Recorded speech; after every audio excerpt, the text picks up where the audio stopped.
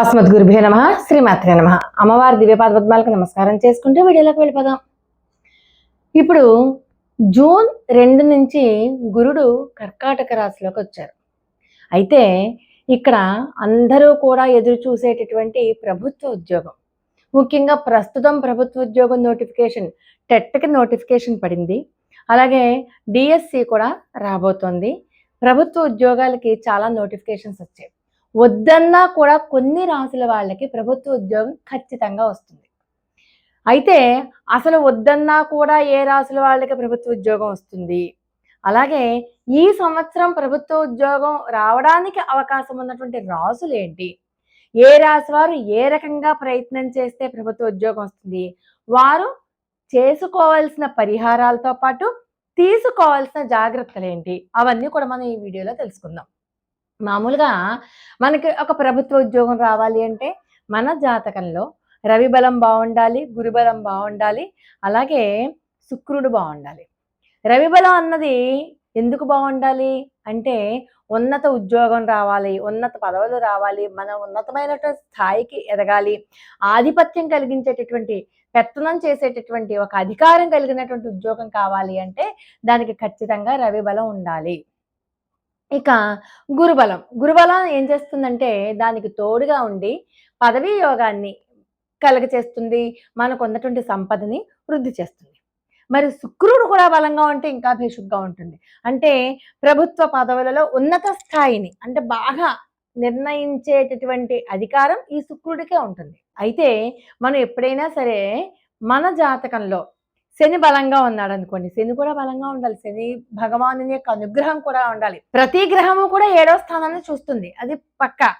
ఇక శని మన జన్మలగ్నంలో జాతకంలో తన ఉన్నటువంటి స్థానం నుంచి 3, 10 స్థానాలని చూస్తూ ఉంటారు. అలాగే గురుడు తను ఉన్న స్థానం నుంచి 5వ స్థానాన్ని, 9వ స్థానాన్ని చూస్తూ ఉంటారు.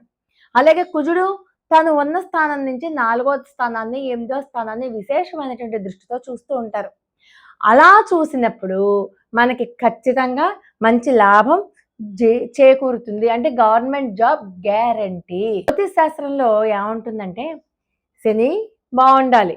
ఇప్పుడు ప్రజెంట్ కొన్ని రాసుల వాళ్ళకి ఏలినాడు శని వెళ్ళిపోతూ ఉంది చూడండి. ఏలినాడు శని, సప్తమ శని, అష్టమ శని, అర్ధాష్టమ శని ఇవి నడుస్తున్న వాళ్ళు చివరి భాగంలో ఉన్న వాళ్ళకి ఏమవుతుందంటే వెళ్ళిపోతూ శని ఏదో ఒక మంచి పని చేసి వెళ్ళిపోతాడు. అంటే మీకు సంపద వృద్ధి చెందేది, లేకపోతే ఒక మంచి వివాహం అవ్వడం, లేకపోతే ఆస్తి కలిసి రావడం, రాదు రాదు రాదు అనుకున్నటువంటి ఉద్యోగం రావడం, ఇలాంటి కొన్ని మంచి పనులు మీకు సంతోషం కలిగించేటటువంటి మంచి పనులు చేసి వెళ్ళిపోతాడు ఆయన. అందుకని ఇది చాలా ఉత్కృష్టమైనటువంటి సమయం. గవర్నమెంట్ జాబ్ రావడానికైనా పోవడానికైనా కూడా జాతకంలో జన్మ లగ్నం నుండి మనకి భాగ్యస్థానం చూడాలి, లాభస్థానం చూడాలి, రాజ్యస్థానం చూడాలి, కర్మస్థానం చూడాలి, ఇలాంటివన్నీ చూడాలి, అదృష్ట స్థానం చూడాలి. మరి ఆ స్థానాలన్నీ కనుక చూసుకుంటే దాంట్లో ఏ 2 బాగున్నా చాలు ఉద్యోగం వచ్చేస్తుంది. అంటే గవర్నమెంట్ జాబు ఏ డిపార్ట్మెంట్ వాళ్ళకు వస్తుంది, ఏ బ్రాంచ్ వాళ్ళకు వస్తుంది, ఏ ఇన్ఫ్లుయెన్స్తో వస్తుంది, ఎలాంటి అధికారం వస్తుంది, ఏ క్యాడర్లో కూడా. మరి గవర్నమెంట్ జాబ్ అనగానే చాలా తక్కువ క్యాడర్ నుంచి ఎక్కువ క్యాడర్ దాకా కూడా ఉన్నాయి కదా జాబ్స్ అంటే. మరి మనకి ఉన్నతమైనటువంటి క్యాడర్లో కావాలి అన్నది కూడా మనకి ఈ గ్రహాలే మనకి చెప్పేస్తాయి. రవి బలం చాలా బాగుండాలి, దాంతోపాటు గురుబలం ఉండాలి. మరి రవి బలం, గురుబలంతో పాటు శని బలం ఉండాలి. ఇవన్నీ కూడా యోగకారకులు. వీళ్ళందరూ మనల్కి ఐశ్వర్యాన్ని, సంపదని ఇచ్చి, ఉన్నతమైన ఉద్యోగాన్ని ఇచ్చి మనల్ని ఉన్నతమైనటువంటి స్థానంలో కూర్చోబెడతారు. అందుకనే చూడండి, పరిహారాలు అంటూ ఉంటే రవికి పరిహారం చేస్తాం, శనేశ్వరునికి పరిహారం చేస్తాం, గురుబలం వీక్గా ఉంటే కనుక గురుబలం బలంగా అవడానికి పరిహారం చేసుకుంటాం. దాంతోపాటు బుధుడు కావాలి. అంటే ఎవరైనా చూడండి ఇంటర్వ్యూలలో రాణించట్లేదు, ఇంటర్వ్యూ దాకా వెళ్ళి వెనక్కి వచ్చేస్తున్నారు. అలాగే మనకి ఇంటర్వ్యూ దాకా వెళ్ళి వెనక్కి వచ్చేయడానికి కమ్యూనికేషన్ స్కిల్స్ ఉండట్లేదు, బుద్ధి పనిచేయట్లేదు, మాట రావట్లేదు. ఇవన్నీ కలిగించేవాడు ఎవడంటే బుధుడు.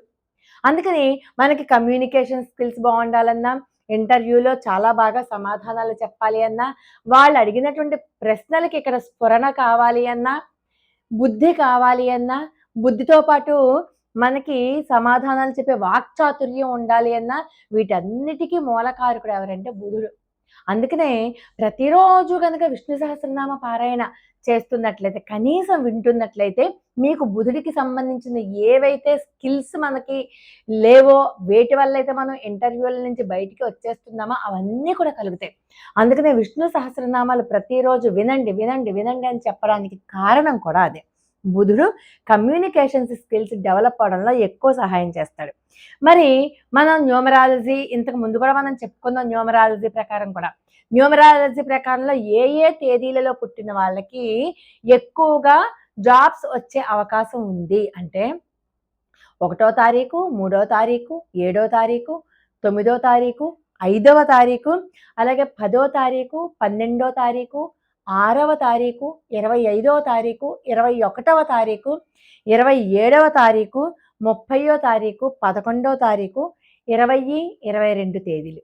న్యూమరాలజీ ప్రకారం ఈ తేదీలలో పుట్టిన వాళ్ళకి గవర్నమెంట్ జాబ్ గ్యారంటీగా వస్తుంది అంటారు. దాంట్లో మరీ ముఖ్యంగా ఈ 1, 2, 3 అన్న అంకెలు ఉన్నాయి చూసారా, అవి జాబ్ రావడానికి కారణము. అంటే మన పుట్టిన తేదీలలో కనుక 1, 2, 3 అంకెలు కనుక ఉంటే వాళ్ళకి ఖచ్చితంగా జాబ్ కొడతారు. మరి జాబ్ కొట్టాలి అంటే మనం ఇంట్లో కూర్చుంటే అవుతుందా? దానికి తగినటువంటి క్వాలిఫికేషన్ ఉండాలి, అంతకు తగినటువంటి శ్రమ ఉండాలి. శ్రమ ఏవ జయితే, ఎవరైతే శ్రమించి కష్టపడతారో వాళ్ళకి దైవానుగ్రహం ఎక్కువగా ఉంటుంది. ఏమి ఎలాగో జాతకంలో ఉద్యోగం వస్తుంది కదా, నేను తన్ని పెట్టి పడుకుంటాను, లేకపోతే ఆడుతూ పాడుతూ తిరుగుతాను అంటే కుదరదు. జాతకంలో ఉద్యోగం వస్తుంది, ఖచ్చితంగా వస్తుంది అని చెప్పి మనం చెప్పుకుంటున్నాం కాబట్టి, ఖచ్చితంగా ఉద్యోగం వస్తుందంటే మనం కూడా ఒక మార్గం వేసుకోవాలి కదా. గాలిలో దీపం పెట్టి దేవుడే కాపాడంటే కాపాడు. నువ్వు 2 చేతులు అడ్డం పెడితే భగవంతుడు కరుణిస్తాడు. ఆ 2 చేతులు అడ్డమే మనకి తగినటువంటి క్వాలిఫికేషను. మనం శ్రమించి కష్టపడి గనక చదివినట్లయితే ఖచ్చితంగా వద్దు అన్నా సరే మీకు గవర్నమెంట్ జాబ్ తన్నుకుంటూ వస్తుంది అనడంలో ఏమీ సందేహం లేదు. ఏ ఏ నక్షత్రాలు, కొన్ని జన్మ నక్షత్రాల వాళ్ళకి పుట్టుకతోనే వాళ్ళు జాబు అంటే గవర్నమెంట్ స్పూన్ నోట్లో వేసుకుని పుట్టినట్టు పుడతారు.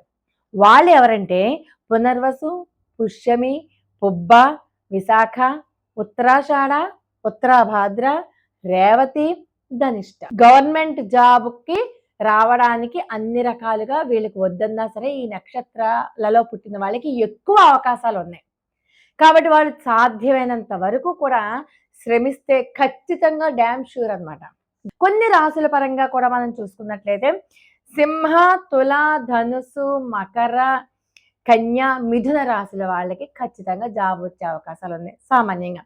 ఇక ఈ 2026లో మన జూన్ 2 నుంచి గురుడు కర్కాటక రాశిలోకి మారడం వల్ల ఇప్పుడు కొంచెం ఏ రాశుల వాళ్ళు కాస్త శ్రమిస్తే చాలు గవర్నమెంట్ జాబ్ వస్తుంది అన్నది మనం తెలుసుకుందాం. ఏ రాశుల వాళ్ళంటే ముఖ్యంగా ఈ 2026లో జూన్ 2 తర్వాత అంటే ఇప్పుడు ప్రస్తుతం నడుస్తున్నటువంటి ఈ నెలలో మేషరాశి వారికి ఎక్కువగా అవకాశాలు ఉన్నాయి.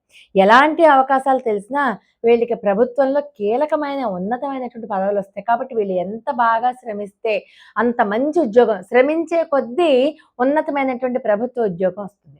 ఇక 2వ రాశి వాళ్ళు ఎవరంటే మిథున రాశి వాళ్ళు. వీళ్ళు కూడా అంతే, కాస్త శ్రమించారు అంటే ప్రభుత్వ ఉద్యోగంలోకి వెళ్ళిపోతారు.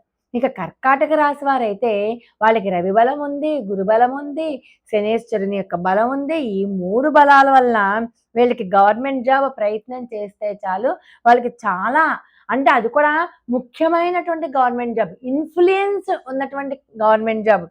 వీళ్ళు బ్యాంకింగ్ సెక్టార్లో కూడా రాణించేస్తారు, రాజకీయాల్లో కూడా రాణిస్తారు. ఈ జూన్ 2 తర్వాత వీళ్ళు ఎక్కడ అడుగు పెడితే అక్కడ ఆ ఉద్యోగం ఖచ్చితంగా వచ్చి తీరుతుంది. కాబట్టి మీరు ఖచ్చితంగా మేషరాశి వాళ్ళు, మిథున రాశి వాళ్ళు, కర్కాటక రాశి వారితో పాటు తులారాశి వాళ్ళకి కూడా ఎక్కువ అవకాశాలు ఉన్నాయి గవర్నమెంట్ జాబ్ రావడానికి. అయితే వృశ్చిక రాశి వాళ్ళకి రవి బలం బాగుంది, శని భాగ్యస్థానంలో ఉన్నారు. కాబట్టి వీళ్ళు ఫినాన్షియల్గా దాని ఆర్థిక సంబంధమైనటువంటి ఉద్యోగాలు ఏవైనా ఉంటాయి, అంటే శాఖలు ఏవైనా ఉంటే దానికి సంబంధించిన గవర్నమెంట్ జాబ్స్ ఏవైనా వీళ్ళు ప్రయత్నం చేస్తే దాంట్లో వీళ్ళు ఖచ్చితంగా సక్సీడ్ అవుతారు. ఇక మకర రాశి వారికి 7వ స్థానంలో కర్కాటక రాశి ఉంటుంది. ఆ కర్కాటక రాశిలో గురుడు ఉన్నాడు, అంటే గురుడు ఉచ్చ స్థానంలో ఉన్నాడు. కాబట్టి ఈ మకర రాశి వాళ్ళు కూడా కొంచెం కష్టపడితే ఖచ్చితంగా వీళ్ళకి కూడా ప్రభుత్వ ఉద్యోగం వచ్చే అవకాశాలు ఉన్నాయి. మనం జాతకాన్ని చూపించుకునో, లేపోతే ఇలాంటివి వీడియో వినో మనం మనకి చాలా బావుంది అని ఆనందపడడం కాదు. దానికి తగినటువంటి కృషి చేయాలి, పట్టుదల కలిగి ఉండాలి. అప్పుడు మీకు దైవ అనుగ్రహం ఖచ్చితంగా మీకు వచ్చి తీరుతుంది. దీనికోసం మనం ఏం పరిహారాలు చేయాలంటే, ఇందాక నేను ఆల్రెడీ ఒకటి చెప్పేసాను. విష్ణు సహస్రనామ పారాయణ చెయ్యండి. అలాగే మనకి నవగ్రహ స్తోత్రం ఉంటుంది. దాంట్లో 9 గ్రహాలకి సంబంధించిన శ్లోకాలుంటాయి. 2 లైన్లు. ప్రతిరోజు కూడా నవగ్రహ స్తోత్రం చదువుతూ, రవి బలం కోసం ఆదిత్య హృదయం చదవడం గానీ, వినడం గానీ చేయండి. అంటే చదివితే తప్పులొస్తాయి అనుకున్న వాళ్ళు ఆదిత్య హృదయం వినండి, విష్ణు సహస్రనామ స్తోత్రం వినండి. ఖచ్చితంగా మీ దాంట్లో అలాగే శనేశ్వర స్తోత్రాన్ని కూడా వినండి. దాంతో మీకు ఖచ్చితంగా అంటే ఖచ్చితంగా మీకున్నటువంటి చిన్న చిన్న అబ్స్టకిల్స్ అన్నీ పోయి మీ బుద్ధిని సరియైన మార్గంలో వెళ్ళేలా చేసి మీకు గవర్నమెంట్ జాబ్ రావడానికి ఒక రాచమార్గం వేస్తుంది ఈ పరిహారాలన్నీ కూడా. మీకు ముఖ్యంగా జంతువులకి అన్నం పెట్టండి. జంతువులకి ఆహారం ఇవ్వండి. నీళ్ళివ్వండి. లేని వాళ్ళకి, పేదవాళ్ళకి మీకెంతో కొంత సహాయం చేయండి. చదువులో వెనకబడిన ఉన్నటువంటి పిల్లలుంటారు కదా! అంటే డబ్బులు లేక, పుస్తకాలు కొనుక్కోలేక, పెన్నులు కొనుక్కోలేక, ఫీజులు కట్టలేక, చదువు మధ్యలో మానేస్తాము అని అనుకున్న పిల్లలకి మీరు కాస్త సహాయం చేయండి. మీకు తోచినట్టుగా. ఇలాంటివి చేస్తే గురుబలం పెరుగుతుంది. శనేశ్వరుని అనుగ్రహం కలుగుతుంది. మీకు అన్ని రకాలుగా కూడా కలిసొస్తుందనమాట. జాతకంలో ఏమైనా దోషాలున్నా, గ్రహ దోషాలున్నా అవన్నీ కూడా శాంతించబడతాయి. దాన ధర్మాలు కాస్త చేస్తే చాలు మీకు ఖచ్చితంగా గవర్నమెంట్ జాబ్ వద్దన్నా సరే ఈ సంవత్సరంలో ఈ రాసుల వాళ్ళకి వచ్చి తీరుతుంది. లోకా సమస్త సుఖినో భవంతు. మరి ఒక అద్భుతమైన వీడియోతో మళ్ళీ కలుసుకుందాం.